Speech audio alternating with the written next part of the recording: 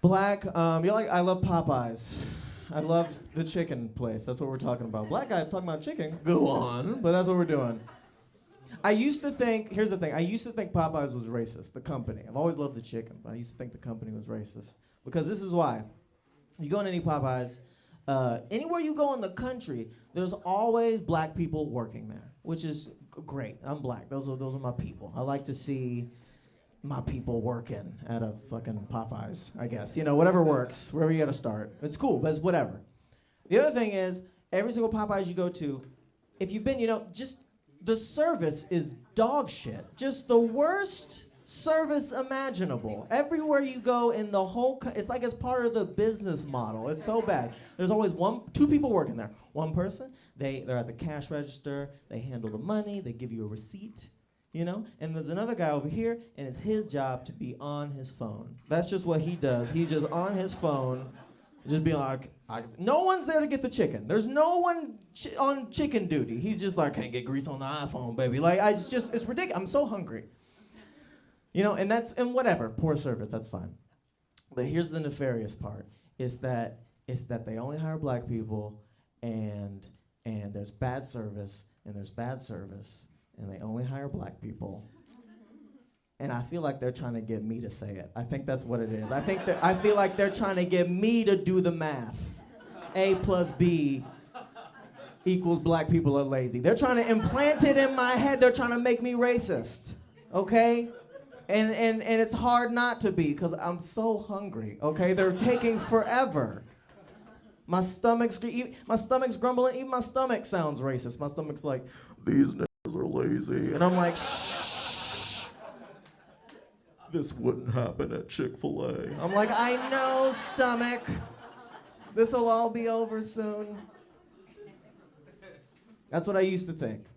And then I went, remember the Heart Girl? I took her to Popeyes for the first time. She'd never been. And she was like, oh my God, what an experience. You know white girls, yeah.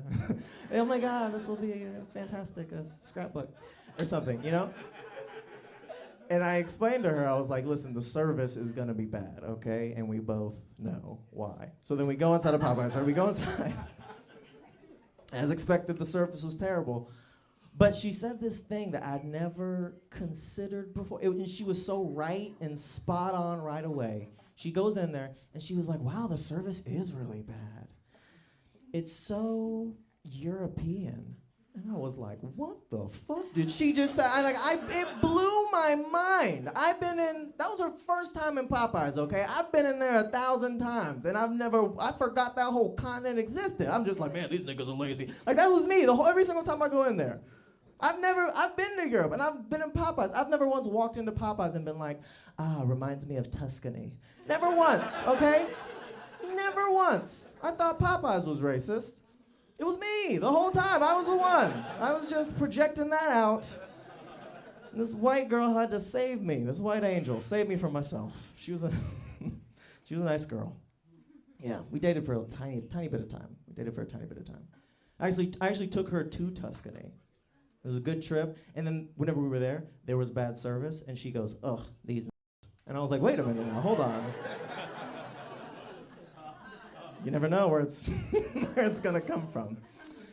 No, she didn't say that. I'm single right now. Any single people? None? Just the three of us. We're just in this 3 deep room of 1,000 people. I don't know how many people. There's a lot of people. I'm single right now. I'm out here dating and stuff, which is going all right. I'm not it's like the one night stand thing. I don't fuck with it that much. It doesn't work for me. It's not sad. I'm not like a fuck guy. I'm not like a guy who fucks. You know what I mean? I'm too sensitive. I'm a cuddle guy. That's really what I am. I like to cut, because that's what I know I can do every time. I can do it every time with any girl, 100%. Sex is hit or miss, but I'll make that pussy feel safe. I'll do it. I'll go down there just to be like, be yourself. Like, I'll do the whole thing. You've seen the fuck guys out here. They're different. They're like, yeah, I fucked her so good, she's never gonna walk again. I'm like, no, she's never gonna walk alone with me, okay? Because I'm committed, I'm supportive, I'm there for her needs, all right? She didn't come, but I'll never leave. And that's what's more important, man. I'm always gonna be there for her. I will. I'll do it, man. But no, there's that, and then when I'm not with, but because of that, a lot of porn, whole lot of porn, everybody. Whole lot of porn, which is just, and it gets harder to watch as you get older because I know more. Like I know the industry is like, don't treat those women right, man. They coerce them and shit, and they do all that bad stuff, you know. But I'm still watching. You know, I still go back. I just every day it seems like these days. Just keep on. I just feel more guilty every day, and my search words changed. You know, like now I'll type in like Japanese gang, comma, I'm sorry. You know, like I just feel guilty now. I feel bad. I don't know what it is. I don't know. What else? I'm going back to Texas for the holidays. Are y'all going places for the holidays? Are you staying here? What are y'all doing? Just moans and groans. Okay, that's fine. So you're being with your family. That makes sense. That's what the moans and groans. But I'm going back to Texas. And it's coming up. 2024 is coming up. Election time, politics and stuff. That's first place I voted was in Texas, and it was such an experience because it was like, you know, you have the screen and you vote on the screen and you touch it, you know, and then it prints out a ballot. I don't know where it was with y'all. It printed out a ballot, and then you got to put it in another machine. Did y'all have that? There was like another machine. I had no idea what it was. They didn't tell you. I mean, it's Texas, so I assumed it was a shredder. Just like, you know, Texas, Republican again. I'm like, how? Fucking organized. I don't know what to do. I don't know. I try to be like a progressive-y kind of guy, you know. It's hard. I've learned, just being out here in New York, to be more progressive. Like this is what I've learned. Pronouns in New York, very important. Very important. Your genitals are not. If you don't know, now you know. Pronouns are important, your genitals are not. It was hard to learn, hard to keep up. I agree with it now. Because I think just for me personally, just for this individual person, my genitals, way more important than my pronouns, you know? Those are my boys. Like, I'm not, you know what I mean? And pronouns, inconsequential. If I was out and there was a group of hot girls and they were looking at me and whispering, and they were like, oh my God, I want to suck her penis. I would be like, yes, please. Like, I'm not going to argue with them. Go ahead and suck her penis. She would love it. I don't mind at all. Suck her penis. One of those words is offensive. Two of them, pretty inclusive. Okay, I don't care about pronouns, man. I care about verbs. What are you going to do? That's what I want. That's what I want to know. I don't know. I like progressive-y things, man. And I also have like dreads, and you know, and people just assume that I'm Democrat all the time, which is tough. And I am. I try to be progressive. You know, like I like weed. Oh, the high guy from before. It's just the guy who is currently. Are you chewing on something? No, I don't. I'm not gonna take it out of your dirty pocket, homie. But I appreciate you, dog. It's the generosity. The generosity is. Give it up for.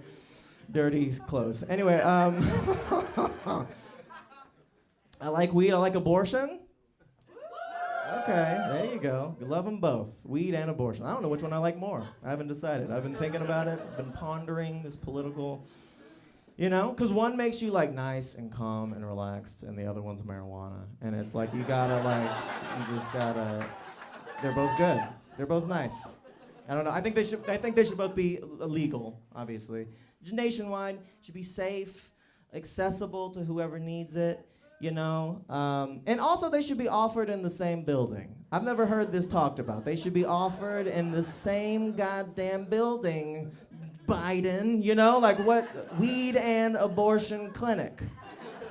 That's what there should be. I should be able to walk into a building and be like, hi, I would like to pick up a gram. And she would like to drop off an ounce. That's what we should have in this. No, hey, what happened before? We like it. That's what I'm talking about. Thank you. Thank you, goddammit. I do like talking about politically things. I have a roommate. He's a white dude. And I mean, this isn't politics exactly, but you know, social stuff. Like, I wanted to have a candid conversation with a white dude about the N-word. That's what I want to talk about. Just see what he thinks. And he's the closest one. He lives with me. And he bombed. He did a terrible job. Like, he started off okay, and then as the white dude would do, you know, he just didn't do it. Because I asked him, and he was like, I gotta be honest, Tyler. I hate the N-word. And I was like, yeah, that's a great answer. You should stop there. And he was like, no, I got more to say. And I was like, oh, God, here we go. This is where... And he was like, I hate the N-word so much. And this confused me. He was like, I even hate to hear the N-word. And I was like, you hate to hear the N-word? Like, even if I said it, I'm allowed to say it. But, like, he's like, even if you said it. And I was like, why do you hate it? And he was like, because if I hear the N-word, then I'm going to think the N-word. Then I'm going to say the N-word. And I was like, I don't think this nigga hates the N-word at all. I don't think that's what it is. I think he is addicted to the N-word. I think that's that's a crackhead mentality, if I've ever heard it, being like, hey, if it's around, I'm gonna use it. I'm like, no! Hey, don't go anywhere. The video's not over. This is the good, the bad, the funny, the post-set debrief. I'm gonna show you my story, and then we're gonna be right back. Check it out.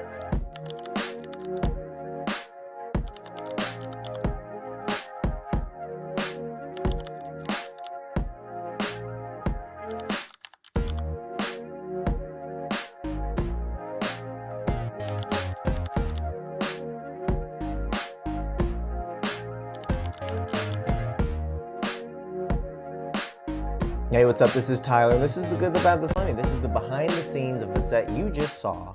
That was me like 3 years ago. Now I'm here in the present with you. That was the past. And I'm here to talk about the behind the scenes of it. What I think of it now, the good, the bad, and the funny. So that's what it is. Hope you're well.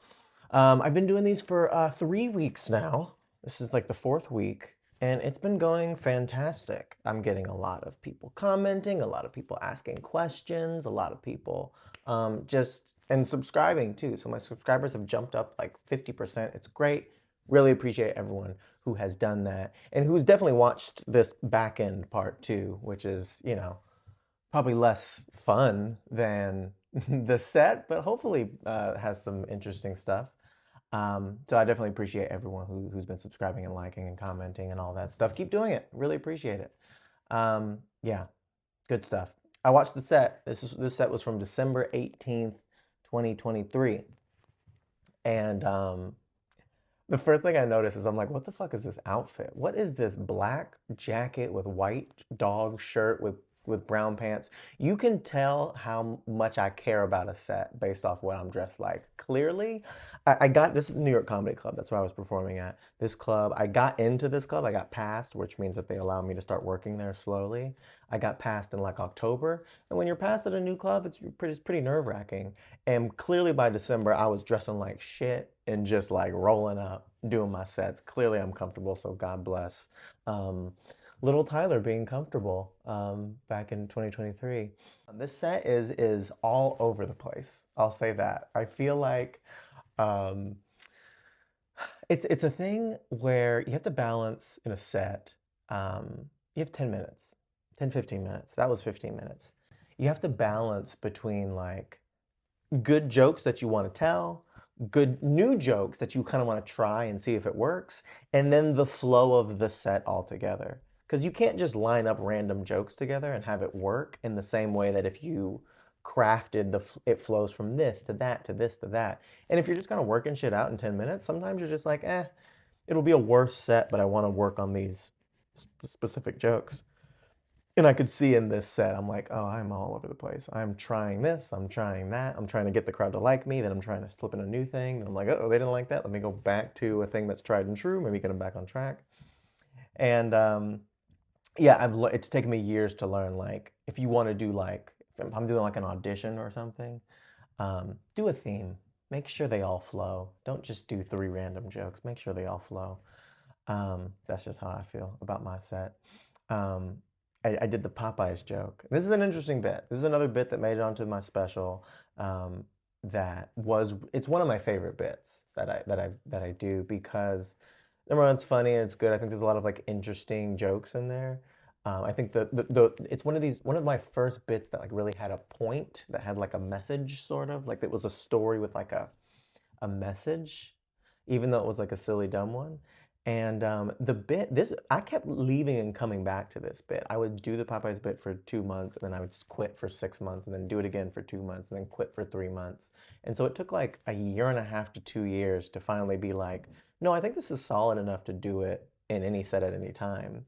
And this was um, decent. This was like a decent performance of it, but I definitely figured it out more as time went on. My favorite joke in it is the Chick-fil-A joke, where I go, "These are lazy. We should have went to Chick-fil-A." I'm like, that is just, I just not to toot my own horn, inspired. I just really like that joke. Really like that joke. And what's interesting, I did the porn joke somewhere in there too. Um, and the Japanese gangbang, comma, I'm sorry. I did that joke on a different set. And it's so interesting because like in the others when I went Japanese gangbang, comma, I'm sorry. That's what I did. And then this one I was too casual about it. I was like Japanese gangbang, comma, I'm sorry. Didn't get the punch, didn't get the laugh. It's it's it's really hard to be in the moment all the time and see those little things. But being on the outside watching, it's like, oh yeah, buddy, you got to really emphasize that comma if you want the joke to work. And comedy's weird like that. Just like a little inflection, a little shift in thing, it can ruin, it can make or break a joke. So I liked seeing that. Um, yeah, this crowd is tired. This was probably a check spot. Now at New York Comedy Club, whenever, and other clubs in New York, they have the main lineup and then they have the check spots, and those are the spots for the newer comics to come in and perform while the audience is paying the check for their 2 drink minimum, you know? And so they're distracted. They're doing math. They're talking to who owes what? Am I gonna pay? They're distracted. And sometimes they're good. This was actually a good one, and sometimes, a lot of the times, they're not good. It's not like a coveted position to be in. It's the hardest one. Um, but that's where I started. I don't do those anymore. I don't do this anymore. I kind of moved up. But um, but yeah, you can tell the crowd is tired because like they're laughing, they're into it, but they're like, "Ooh, it is late." You know, like you can kind of see it. But it was a good set. I like the set. That time in my life, I mean, I'd been in New York for about a year. Um, oh, I mean, I was certainly still like a little depressed at this time. Certainly after a breakup, me moving to New York, turning my life upside down, and then going through a breakup too. I can tell I'm still a little depressed in the background of this. I'm still a little like licking my wounds. I'm dating around with these random girls that I don't, they're nice, but I don't give a shit. I'm just like just trying to rebound. And that was like my first 2 years in New York, just rebounding with these random girls that I'd meet off random dating apps, trying to, you know, feel better about this heartbreak that I went through moving to New York. So, um, and I can tell by the jokes that I'm doing and the new shit I'm trying. I'm like, okay, he's doing all right. He's healing. He's finding his way, which is good. Um, yeah, I do want to do this. That's pretty much all I had to say about this. I could also feel me trying to ride this crowd because you kind of want to ride a crowd like a wave a little bit, at least for me. Like you want to like find the spots where you push in and you pull back and you feel it out and you become like one thing in a rhythm, a dance. And I couldn't find the wave with this crowd, probably because they were tired. Um, and I could see me kind of like getting them and losing them and getting them and losing them. And some crowds are just that way, but I could see me not really finding the wave in this. But what are you gonna do? But yeah, I do want to do my joke of the week. It's a new thing I want to do. If you make it to the end and you want to hear something I'm working on now, because those are old jokes from 2.5, 3 years ago. So now I'm doing new jokes. And a joke that I'm actually going to try tonight. I'm literally leaving after this to go do a set at the Grizzly Pear. The joke I want to do is something like um, guys guys don't know what girls want, and we get the wrong guys get the wrong messages about what girls like. That's why guys suck to date. Women love Pedro Pascal. Guys see Pedro Pascal in The Last of Us, the zombie apocalypse TV show, and we see him be strong, and he adopts a little girl, and he protects her and nurtures her, and he's honest with the people around him, and he knows right from wrong, and he chooses right. And these fucking loser idiot guys see that and they go, that's what I need. A gun. Need a fucking gun and fingerless gloves. If I brought a shotgun to the date, there's no way she'd say no. It's like, dude, no. So that's one of the jokes I'm gonna try tonight. Tell me what you think. Comment, like, subscribe, do everything that there is to do on YouTube with it. Ask questions in the comments. I mean, I had one dude, I was gonna write down their names, I forgot to. But shout out to, you know, someone commented that they made it to the end. If you made it to here, please comment. Say, made it, I made it. I'm rocking with you. I would really appreciate that. It warms my heart every time. If you have a question for me, I'm happy to answer. One of the questions that I answered was just, you know, what's advice on getting started whenever you're too scared? I was like, go to an open mic, watch, see how bad everyone is at the beginning, and then go to a weekly open mic, see how bad they are, and then the next week, sign up and do it. Come up with a 3 to 5 minute story, tell the story, make it a little funny. It won't be good, but no one's good. So welcome, the water's fine. No one's actually funny. We just grind it out until we trial and error our way to a good set. So yeah, so questions like that, comments, really appreciate everyone saying anything nice on there. And yeah, this has been really fun. This is my 4th one, 1 month in. I got like 76 more videos to put out. So we're gonna be here for a minute, but yeah, thank you again. God bless. The good, the bad, the funny. Thank you.